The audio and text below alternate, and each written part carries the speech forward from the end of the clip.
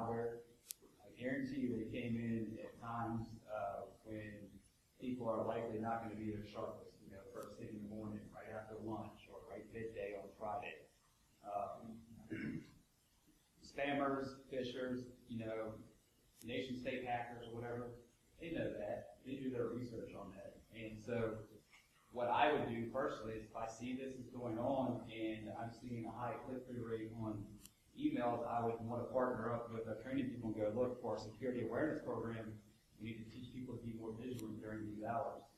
Obviously you want to be, alert all the time, but if you're redlining yourself 24/7, you're going to burn out and people are going to stop taking it seriously. So, put that together and present it to them, explain to them why it's important. Don't just tell them it's important, explain why, what can happen, and what you're seeing, so they have a clear understanding of the situation as well, too.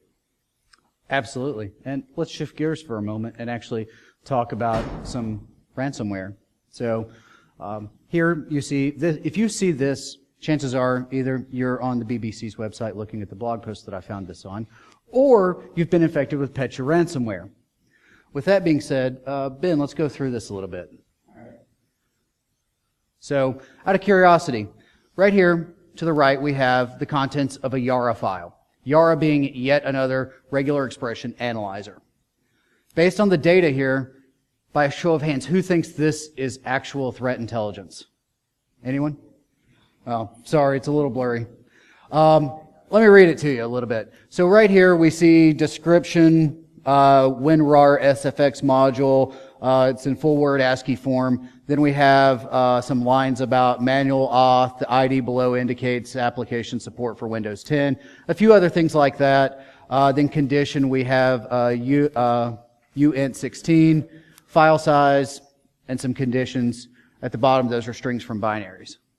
So, given that information, is this threat intelligence? Bazinga. That's where you work. So. Well, do you have Windows environment? So I would say yes, it is Intel, but Right. Exactly. So, to caveat what Stephen said, it is Intel, but it depends on your environment. It depends on what you're going to do with it. If you just have this, great, that's a nice piece of intelligence. But unless you're actively scanning for it in your environment, it's really useless. You want to talk a little bit more about it? Right. I'm of opinion, that it could be beneficial, like you said, depending on where you deploy it or where you act upon it. If you saw, we see all the time, like, oh, here's some Yara roles for this dump and things like that. Okay, well, if your environment isn't exposed to this particular exploit, so what? It's not action. It's intelligence, but it's not something that you may or may not be able to act upon within your organization. And so, that's how what we kind of talked about earlier is you start seeing a lot of noise coming through on these threat intelligence pieces and things like that. So what you mean to say is it lacks context. Yeah, that would be a better way of putting it. So, yeah, thank you. So, hey, slightly rehearsed. Slightly. With that being said, that goes to the age-old example, like when you go through SANS training for like Security 504 for the incident handling class, the example they give you is, hey, you've got this Linux server and here's these attempts at exploiting IIS. Is this an incident?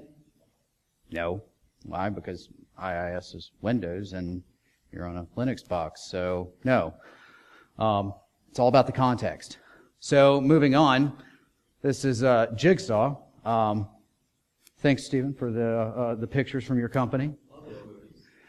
I'm yet to see them. I hear they're pretty good. But anyway, out of this, given the data on the screen, is this threat intelligence?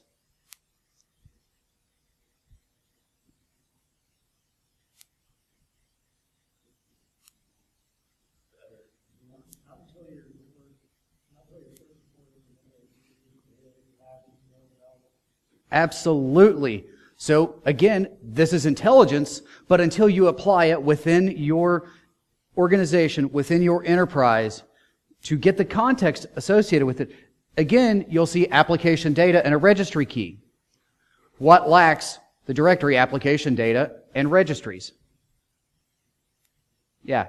So if you're seeing stuff with this, an exe file, that's another thing come on. All sorts of fun stuff. And with this one, you can kind of see that it's trying to pose as Firefox and Dropbox with FRFX and DRPBox. But with this, what could you do with it? Very simply, you can check the existence of the registry keys via something like Yara, like Stix. Your SIM may have that capability as well. You could write your own regular expressions and not even use Yara. If you use ALAM Vault, you could use OTX, which we will talk about in a little bit. You can watch for connections to the C2 server, the btc.blocker.io.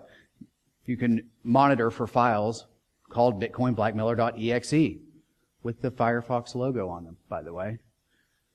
And at that point, when you have that and you're actively monitoring your environment, you're doing the checks, then do you have threat intelligence? Better, right? Anything to add, Ben? For this, no. So here's just an example of the Yara rules GitHub. If you're actually going to use Yara rules, this is a really good place to go to get some. That's where the Petya one came from.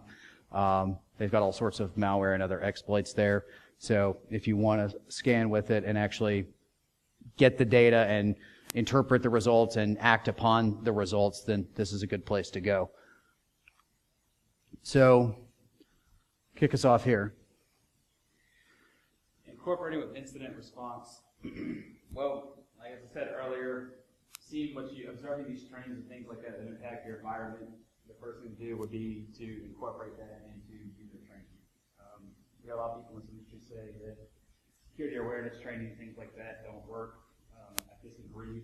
It's just how you deploy training.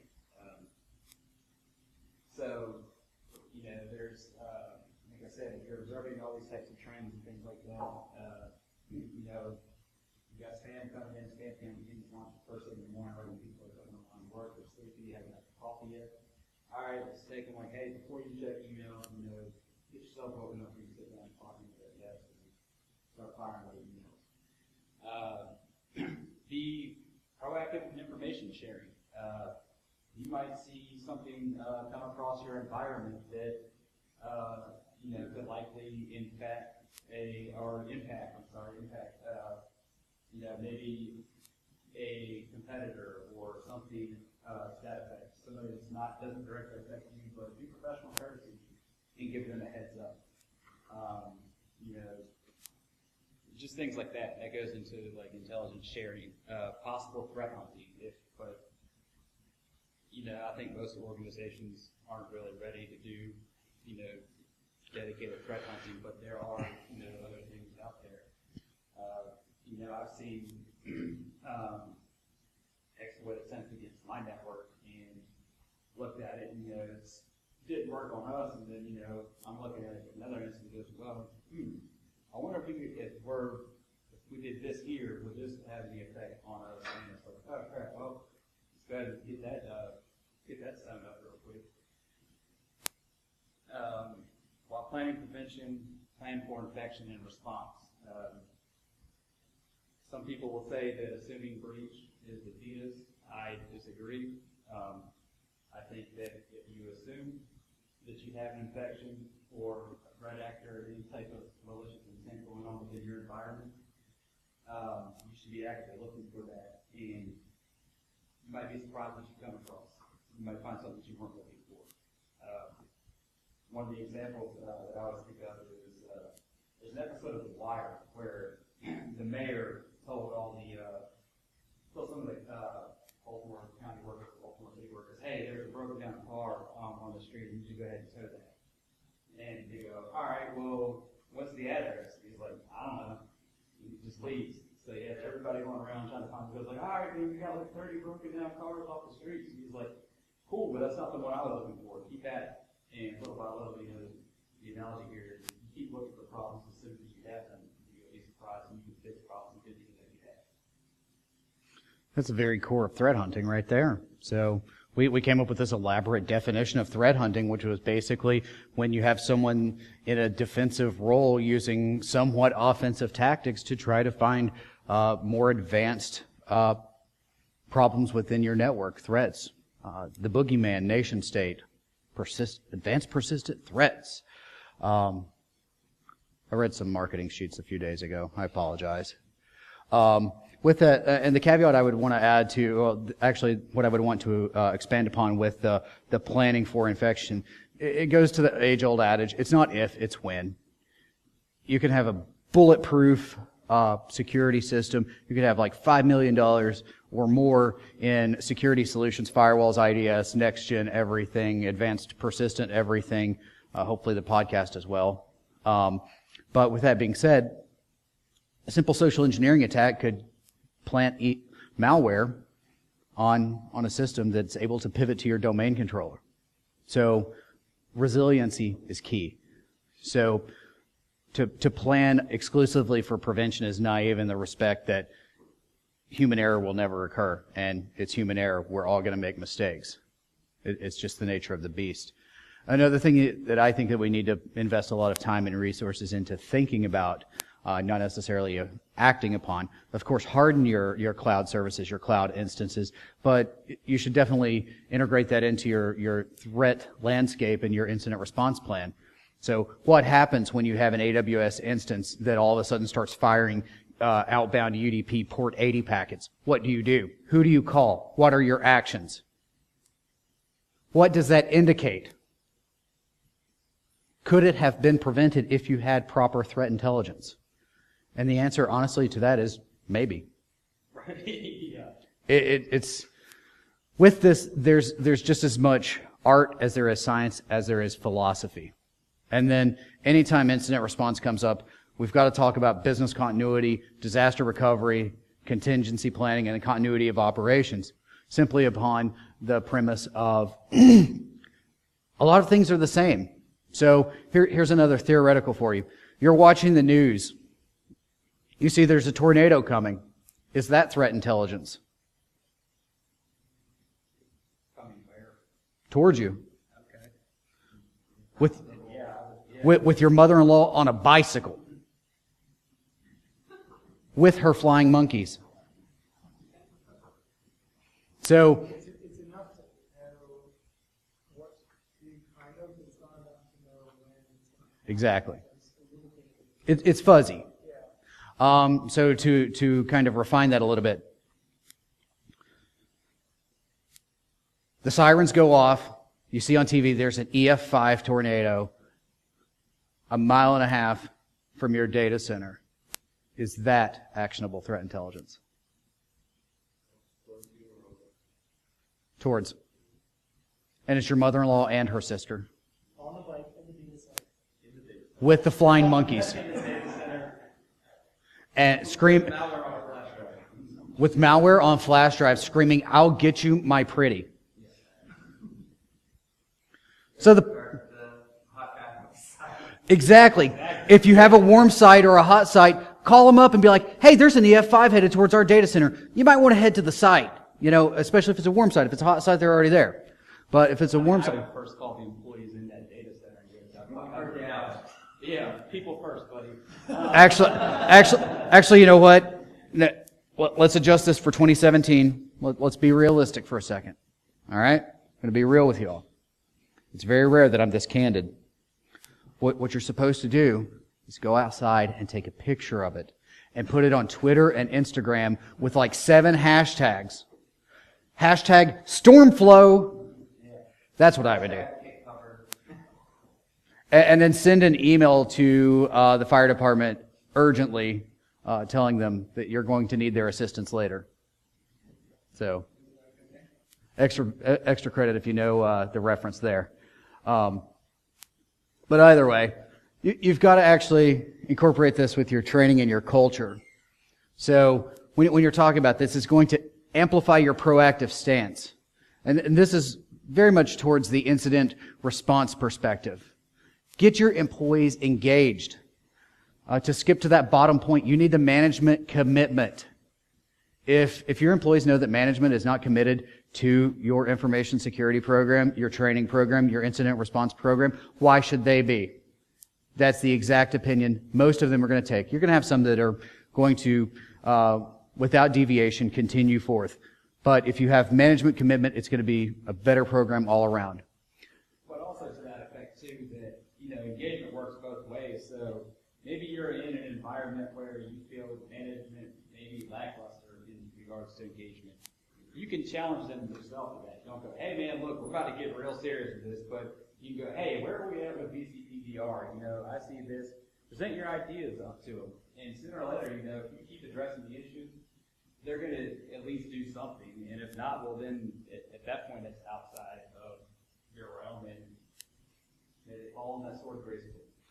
It's time to pull out the Dawn dish soap and wash your hands of that. Right. So don't waste your time with Palmolive. Just kidding. But with that, other things to consider. Phishing is real. Phishing enables a lot of other types of attacks. It helps malware get onto systems. It helps people give up sensitive data. Credential harvesting is a very fun activity. But in the program, I'm a huge fan of a non-punitive open door policy. If a user within my organization clicks a phish, I want them to know I'm not going to beat them over the head with the book. I'm not going to browbeat them. They're not going to get punished unless it's a recurring thing out of malice. If they simply make a human mistake, click the phish, that's fine. Follow the steps we gave you in terms of what to do. Do we want you to log off? Do we want you to turn it off? Unplug the network cable? Do nothing? Do we want you to call us, email us, walk over? What? And at that point, by having that non-punitive policy, your employees are more apt to actually report it to you. And from the incident response perspective, patient zero is known, to use that analogy. Yeah, and just to placate on that, I haven't seen an organization yet. I'm sure there's probably some out there that doesn't have some sort of spam reporting system, for their IT department and things like that. And if I wanted to be proactive and start getting involved, make sure my employees are aware of things like that, I would start wanting to know how many emails are getting forwarded to that inbox. Because if you're not seeing that much versus what is actually spam or phishing attacks and things like that, then you know that they're not very engaged, and again, you go back to increasing engagement as well. And also with that proactive stance, don't sit there and wait for something to happen and say, all right, well, we have a business continuity plan for DDoS and things like that. A few months ago when botnets were all the rage and they were DDoS and everything under the sun. All right, well, don't sit there and go, yeah, well, we've got this.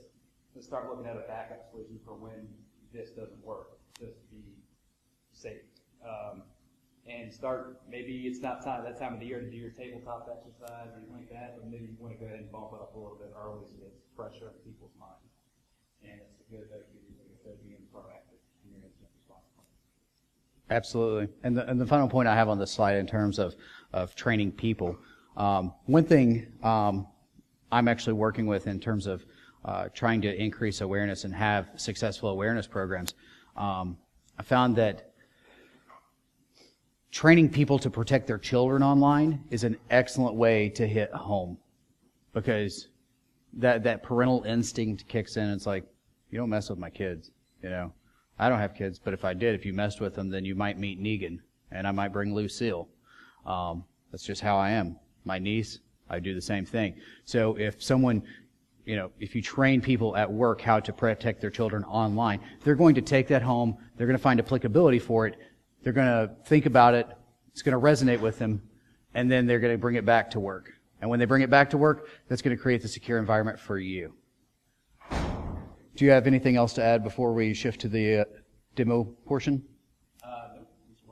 All right. So now we're going to shift over into a demo type thing here. And we're going to start off with a pretty little email. Oh, look. Anybody flying anytime soon? No?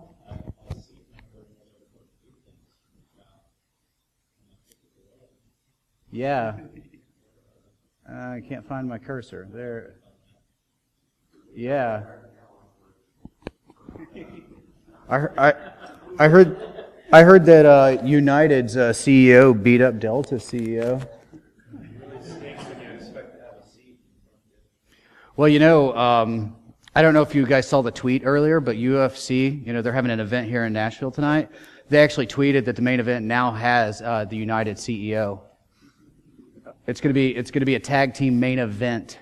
Even though you've never heard of tag team cage fighting, they're actually bringing security guards from, I believe, Chicago O'Hare. Wasn't that it when you saw the tweet as well? Yeah, you did. Come on. But, maybe I was. It was deleted. It was deleted. That's exactly it. And if this was an OSINT talk, we could have actually talked about how to find it. Darn. Come to BSides Knoxville in 2 weeks and you can actually learn about OSINT. Shameless plug. So here we have an email that came into one of the email addresses that I have. And it's on my website, so someone scraped it. We got a little bit of data here. But my order with Delta has been confirmed. So it's good to know that I actually purchased my airline tickets for my flight to Baltimore next week through American. So, maybe they did merge. Who knows? Yeah, that's exactly it. So with this, you can see that it's from orders at Delta with 2 A's.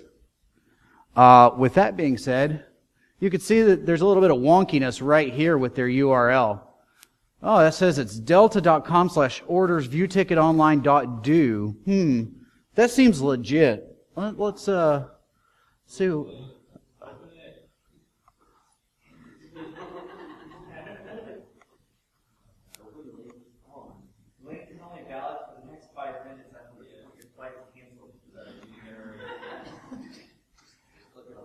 Oh, I guess my flight's going to get canceled. So here we have some nifty little stuff. And let's go right here to virus total. And we can go here and let's see what's shaking up with this URL. So we've got it all here. So what? iPalm's Cocoa Beach? I thought it was delta.com. I thought I was going to Baltimore. Did they move BSides Charm? They did. So, 4 of 64. Yeah. Let's see what's going on here with the last analysis. Come on, what's up with this, man? Trend Micro's not detected it yet. Come on, man. Okay. Yeah. But, right here you can take it. And this is just a means, this is kind of somewhere between incident response and threat intelligence in terms of, is this relevant to my organization? Obviously, if you've received the email, it's somewhat relevant. Probably is. So, with this, of course, it's one means. Also, within virus total, if you actually have a file, you could upload that as well. So, I don't have any particular files to upload, but if you did, you could upload it. It'll analyze it, and it'll tell you, hey, this is or it isn't. And that's not a definitive answer. It's, is this known or is this unknown? It could still be malware and show as no. Or it could be legit and show as yes. The URL thing all depends on if the engine actually has the reputation system built in it that requires it. Tis true. Tis true. Someone registered delta.com.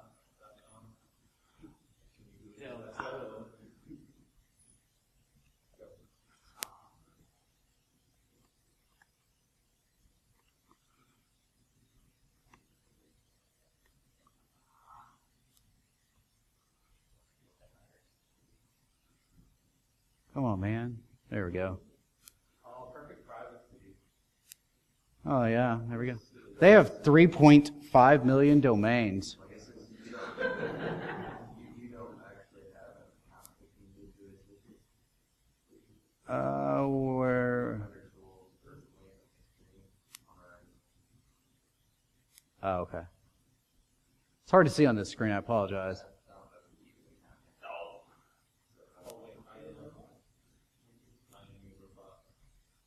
Domo arigato. They're throwing us under the bus. These are the toughest things too. I mean, like, what is a bus really?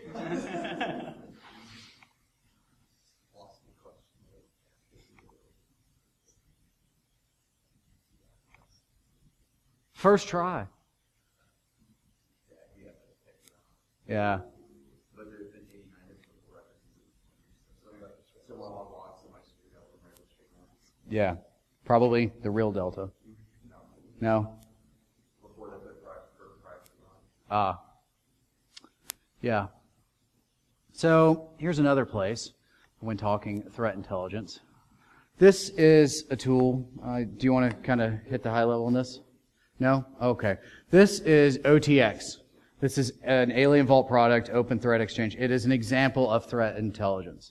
Again, it's a feed, but the thing about it is, if you just read it, you might be smarter for reading it, but it's still not threat intelligence. You have to apply it. And without getting into the whole Alien Vault ecosystem, there's the whole thing that goes in with their SIM system that works with this. But either way, here's a Delta ticket thing. And I found it ironic that it's here. It's not the same one.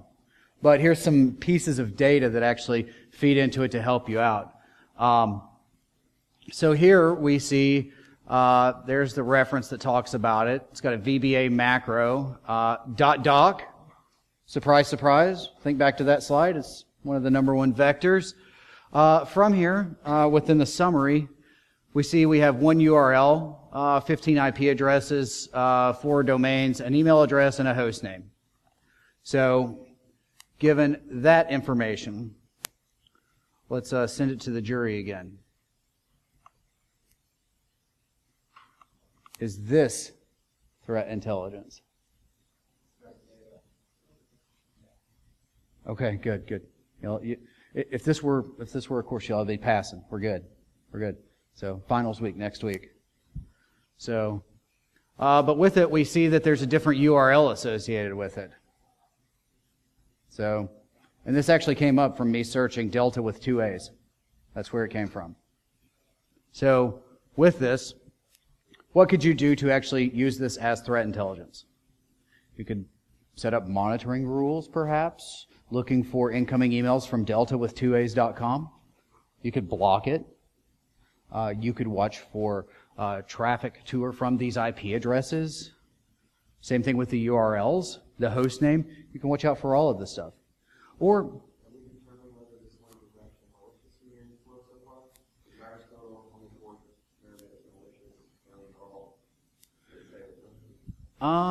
with this, right now it's not showing one way or another. If it's in here, I will say. It's just showing it as interesting. I mean, either way, the way I would interpret that is, first of all, you have deltaa.com, and when you click it, it does a redirect to a different domain. I don't care what they're doing. That's malicious intent. If I'm not interested, I would already look at deploying countermeasures, deploying the right.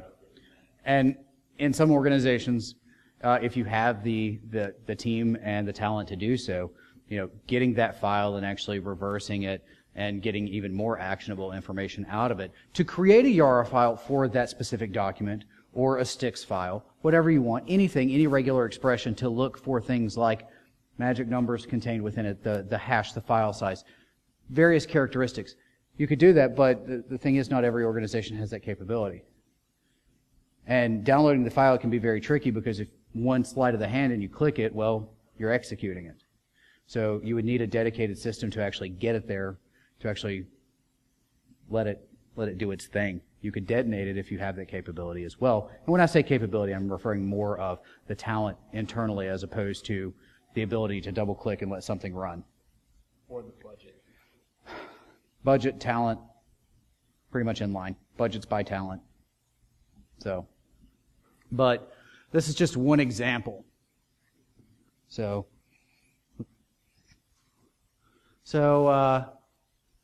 let's talk a little bit about this doohickey here. Anybody ever heard of digital shadows?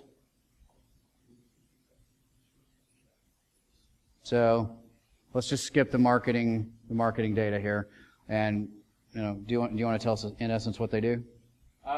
Digital Shadows is a service that will more or less conduct research on the deep web in regards to anything that would affect your company. So they're monitoring for data dumps or things like that, exploits, anything that could be going on that could pose a threat to your environment that's being sold or discussed on hacker forums and marketplaces, things like that. For me, you could even leverage it a step beyond that and start looking at obviously threat intelligence, but you could also start deploying counterintelligence to services like that as well. Let's say they do find data on there. What data are they finding on there? And then, all right, so who would have had access to this data and things like that? And then you start rolling into maybe looking more towards attribution. I mean, we all know attribution's hard. I think in this industry they kind of look for, trying somebody in criminal court and things like that. But I think sometimes with attribution you might have to take the O.J. Simpson route and just go in a civil suit with a preponderance of evidence. And that's assuming they're stateside. This is true as well. Other things like that. Like I said, look at who had access to this data or how was it sold. You can then start engaging people selling it. Are you just a broker for this information, or how did you obtain it? Start getting that information out of these people and start getting a better picture as to what occurred within this incident. Because you start seeing the data up there. It also depends on what the data is. If it's just like, oh, here's their public IP range. Oh boy, you can who is. Yeah. To go along with that, how did they get the data, right? You posed that. Was it an insider threat? That's one of those things that I remember when the Ashley Madison data breach happened. It was like, oh, it was Impact Team. Oh, they did a cross-site scripting and rolled their database. But a lot of people were saying this could be insider threat because they had the full database. So that's something that I don't see many threat intelligence features services really doing. I think the industry overall is really looking outward facing what's going on in their network, but at the same time, security people will always tell you that the greatest threat to your network is an inside threat. And start looking at threat intelligence methods of collection, analysis, and countermeasures for what's going on inside your network as well. DLP is a great solution for incident response, and as well as threat intelligence collection as well too. If it's deployed properly and managed properly. I know that's another issue within itself, but I can promise you once you get a DLP solution tuned up right nice, it's a pretty powerful tool to start looking at insider threats. And I don't always mean a malicious actor inside your building. It could just be the marketing intern was super excited about this new product that's about to launch this week and is sending it to her Gmail because your company blocks Facebook and she wanted to share it on Facebook or something to that effect. I would consider divulgence of any type of company information in an incident. So DLP can come into effect with that as well, but also social media, things like that. If I am looking for an insider threat, again, this could be maybe malicious or non-malicious. I want to know who my employees are. You're in a big enterprise organization, you're not going to know everybody, but let's start looking at what they do. What kind of information do they have access to and availability to that they may or may not realize could be sensitive and impact their organization where it leaks? And you want to start doing things like that to prevent that. Have management, from top down, engage their employees, get to know them, find out what's going on in their personal lives. It was not me, but it was with somebody else. They were, they had been, I don't want to say that one. So I'll provide a few examples. So things you might want to look at do they have a lot of money out of the blue? Like, did they go from driving like a beat up car to like a Jaguar? Right. So it's a better way. say yes. Right. Do they come into some money, or are they all of a sudden broke? Are they stressed out? Are they having marital issues? I mean, don't get too intrusive, too nosy, and don't play employees against each other. But understanding if they're having problems, that could be indicative of something else. And there's a lot more indicators going with insider threat, completely independent of this.